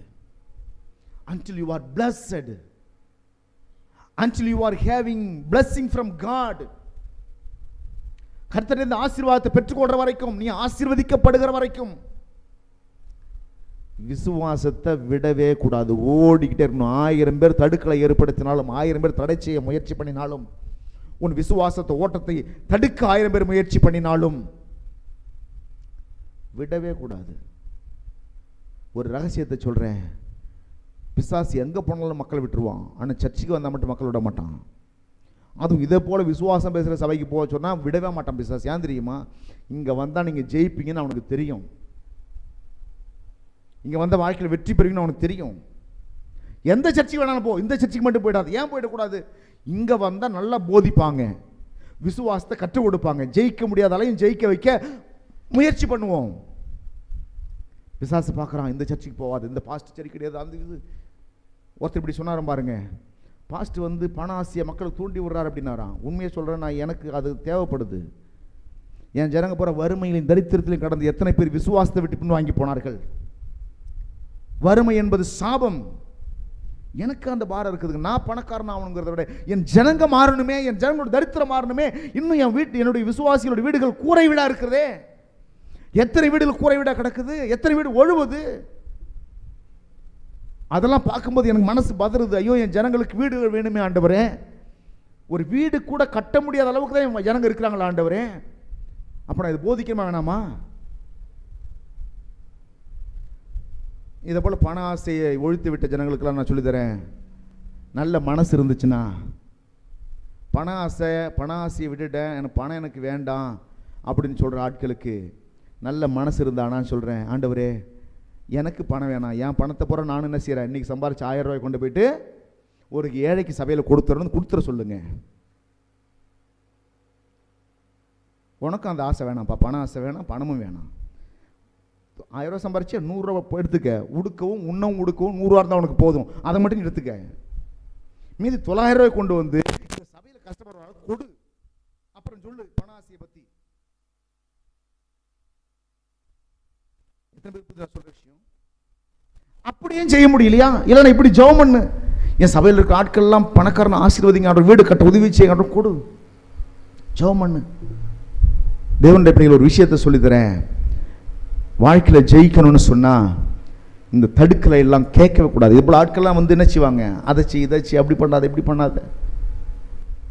வறுமையில் கடந்தால் மட்டும் நீ உதவி செய்ய வந்துடுவியா? ஆசீர்வாதமாக வாழும்பொழுது குறை சொல்ல வரல. வறுமையில் கடந்த உதவி செஞ்சியா? நீனு ஒரு சோறு இல்லாமல் தவிச்சேனே, உதவி செஞ்சியா? பிள்ளைகளை படிக்க வைக்க காசு இல்லாமல் தவித்த பொழுது உதவி செஞ்சியா? இது விசுவாசத்தை கற்றுக் கொடுத்தாரு. விசுவாசத்தில் நீதிமான் பிழைப்பானே சொல்லியிருக்கிறாரு. பிழைப்பதற்கான வழியை விசுவாசம் சொல்லியிருக்கிறாரு. நான் விசுவாசிக்கிறேன், கர்த்தரை நான் ஆசீர்வதிக்கிறார். உனக்கு ஏன் பொறாம நான் கேட்கிறேன்?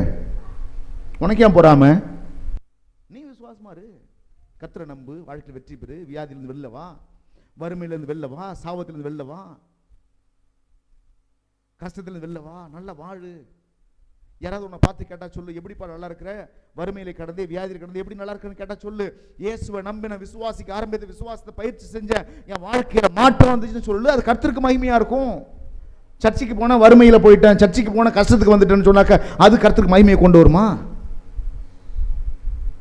சர்ச்சைக்கு போன வியாதியில் கிடக்கிற அது கர்த்தருக்கு மகிமை கொண்டு வருமா? சர்ச்சைக்கு போனையா என் வியாதி மாறுச்சு, சர்ச்சைக்கு போனையா என் வறுமை மாறுச்சு, சர்ச்சைக்கு போனையா நான் ஆசீர்வாதமா இருக்கிற, சர்ச்சைக்கு போன நல்ல சமாதான உள்ளத்துல வந்துச்சு, சர்ச்சைக்கு போன நான் பரிசுத்தமாக இப்படி சொல்லி பாரு, அநேகருக்கு சாட்சியா இருக்கும். கர்த்தருடைய நாமத்திற்கு மகிமை உண்டாகட்டும். என்ன சொல்ல வரேன்னு எல்லாருக்கும் புரிஞ்சிருக்குன்னு நினைக்கிறேன். The only one way the righteous should live is having faith on God. ஒரே ஒரு வழிதான் இருக்குது நீதிமான் வாழ்வதற்கு. அந்த வழி கர்த்தர் மேல விசுவாசமாயிருப்பது, தைரியமாயிருப்பது, பலனை பெற்றுக்கொள்வது. சொல்லுங்க, விசுவாசமாயிருப்பது. சொல்லுங்க, விசுவாசமாயிருப்பது, தைரியமாயிருப்பது, பலனை பெற்றுக்கொள்வது. மறுபடியும் சொல்ல, விசுவாசமாயிருப்பது, தைரியமாயிருப்பது, பலனை பெற்றுக்கொள்வது.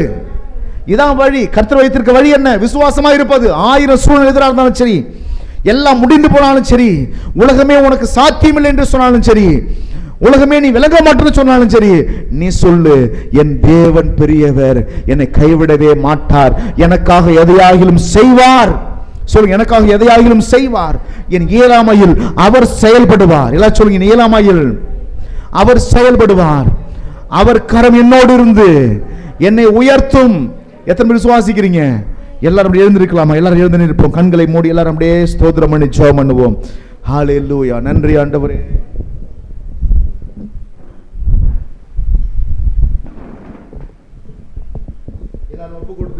ஆண்டவரின் இயலாமையில் என்னால் முடியாது என்று நான் நினைக்கிற வேளையில நீர் செயல்படுவீர் ஆண்டவரே. நிச்சயமாகவே நீர் செயல்படுவீர் ஆண்டவரே. நிச்சயமாகவே என்னை ஆசீர்வதிப்பீர் ஆண்டவரே. எல்லாரும் சேர்ந்து சொல்லலாமா? ஹல்லேலூயா.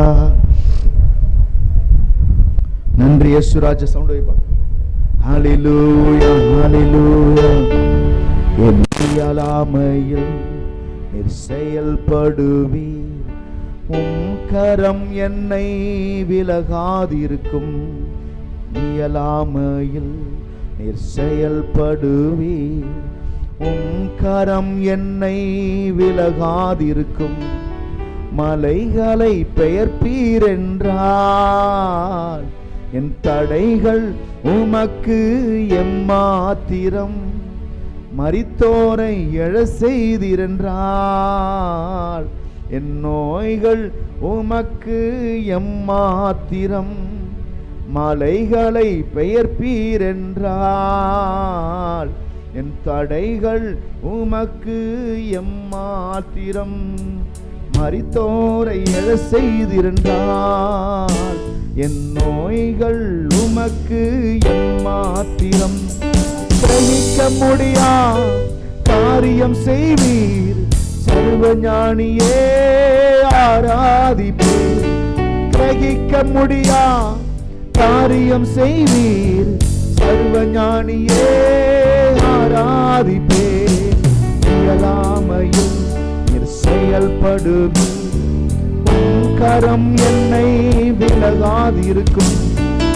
இயலாமையில் நீர் செயல்படுவீர், உம் கரம் என்னை விலகாதிருக்கும். மலைகளை பெயர்ப்பீர் என்றால் என் தடைகள் உமக்கு எம்மாத்திரம். மரித்தோரை எழ செய்திருந்தால் உமக்கு எம்மாத்திரம். கிரகிக்க முடியா காரியம் செய்வீர், சர்வஞானியே ஆராதிப்பேன். கிரகிக்க முடியா காரியம் செய்வீர், சர்வஞானியே ஆராதிப்பேன். கிரகிக்க முடியா காரியம் செய்வீர், ஆராதிப்பேன்.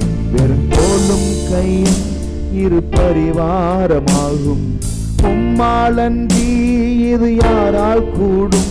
வெறும் கோலும் கையும் இரு பரிவாரமாகும், உம்மாலன்றி இது யாரால் கூடும். ஆகாயத்து பட்சிகளை போஷிப்பீர் என்றால் என்னையும் போஷிப்பது நிச்சயமே. காட்டு புஷ்பங்களை உடுத்துவது நீர் என்றால் குறைவின்றி நடத்துவதும் நிச்சயமே.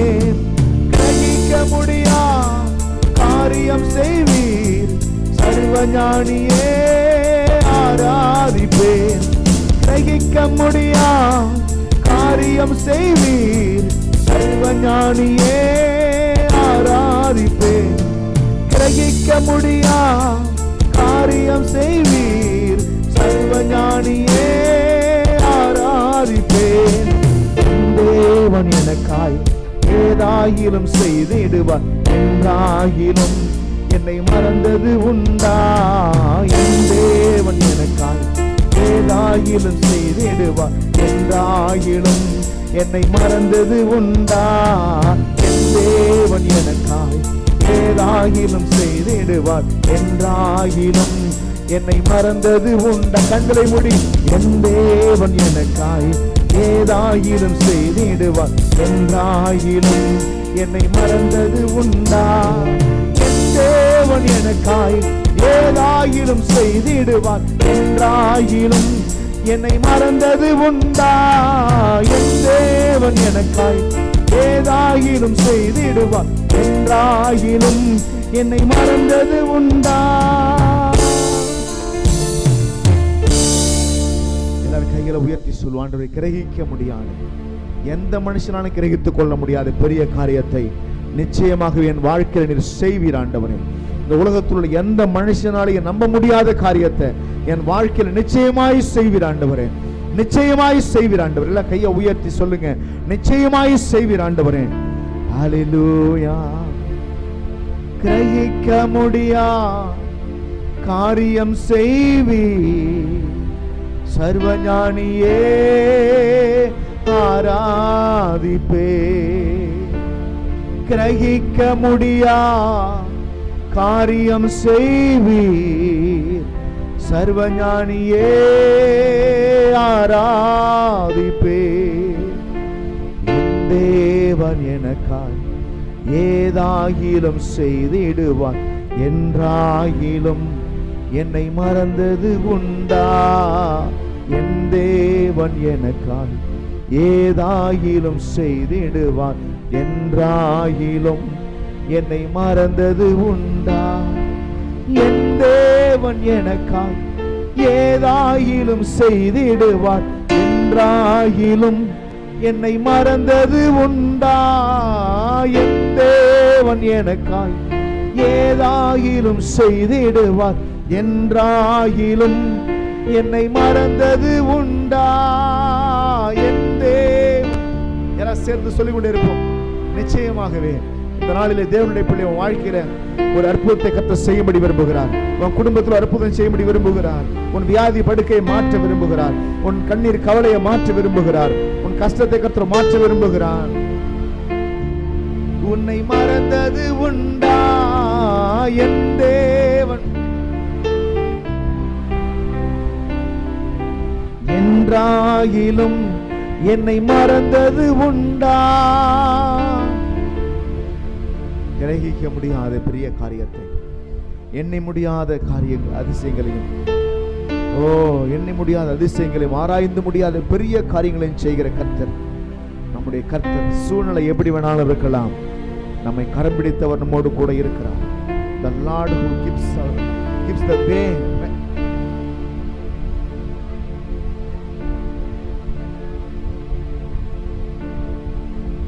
நம்முடைய பாதைகளை நீயாய் பிழிய பண்ணுகிறவர், நம்முடைய வழியை செம்மை பண்ணுகிறவர், நம்முடைய பாதைகளை பாதுகாக்கிறவர், புல்லுள்ள இடங்களில் நம்மை மேய்க்கிறவர், அமர்ந்த தண்ணீரண்டில் கொண்டு போய் சேர்க்கிறவர். நிச்சயமாகவே நான் சொல்ற தேவனுடைய பிள்ளையை உன் வாழ்க்கையை வளமாய் மாற்றுவார். He will give changes in your life today. இன்னைக்கு ஒரு அற்புதத்தை நீங்க பார்க்க போறீங்க. உன் சரீரத்தை ஒரு மாற்றத்தை பார்க்க போறீங்க. உங்க ஆவிக்குரிய வாழ்க்கையில் ஒரு மாற்றத்தை பார்க்க போறீங்க. உன் ஆத்மாவில் ஒரு மாற்றத்தை பார்க்க போறீங்க. எல்லாரும் சொல்லுங்க, ஆண்டவரே ஒரு மாற்றம் என் குடும்பத்துக்கு வரட்டப்பா, என் பிள்ளைகளுக்கு வரட்டப்பா. வியாதியோடு போராடி போராடி வாழ்ந்ததெல்லாம் போதும் கர்த்தாவே. பாவத்தோடு சாபத்தோடு போராடி போராடி வாழ்ந்ததெல்லாம் போதும் ஆண்டவரே. ஒரு அற்புதம் எனக்கு நடக்கட்டும், என் குடும்பத்தில் நடக்கட்டும், என் பிள்ளைகளுக்கு நடக்கட்டும். ஓ ரா கன்மா லீகான் தூணி சதுரி பௌதனா. நன்றி ஆவியானவரே, நன்றி நன்றி நன்றி நன்றி கர்த்தாவே, ஸ்தோத்திரம். உங்கள் அனைவருக்காய் நான் ஜெபிக்க விரும்புகிறேன். கைகளை உயர்த்தி ஜெபம். நல்ல பிதாவே, கரங்களை உயர்த்தி இருக்கிற நம்முடைய பிள்ளைகளுக்காக நான் ஜெபிக்கிறேன். ஆண்டவரே, ஒவ்வொருத்தரையும் கரம் பிடித்து நடத்துவீராக. துன்பத்தையும் வருத்தத்தையும் கண்ணீரையும் கண்ட நாட்களுக்கு நிகராய் உடைய பிள்ளைகளை சந்தோஷத்தினால் மகிழ்ச்சியினால் ஆசீர்வாதங்களால் நிறைத்து நடத்துவீராக. உடைய பிள்ளைகளுடைய பாதைகள் நெய்யாய் பொழிவதாக. புல்லுள்ள இடங்களிலே மேய்த்து அமர்ந்த தண்ணீரண்டில் கொண்டு போய் விடுவீராக. இவருடைய போகிற இடம் ஆண்டவரே நல்ல புல்லுள்ள இடமாய் இருப்பதாக. மரண இருளின் பள்ளத்தாக்கு வழி நடந்தாலும் போய் சேருகிற இடம் புல்லுள்ள இடமாய் இருப்பதாக. அமர்ந்த தண்ணீராய் இருப்பதாக. செழுமையான இடத்துல கொண்டு போய் விடுவீராக. விசாலமான இடத்துல வைப்பீராக. எல்லா கவலையும் கண்ணீரும் கஷ்டமும் வாழ்க்கை விட்டு மாறட்டும் கர்த்தாவே. அற்புதம் செய்யுங்க, ஆசீர்வதிங்க. இயேசுவின் நாமத்தில் ஜெபிக்கிறோம் நல்ல பிதாவே.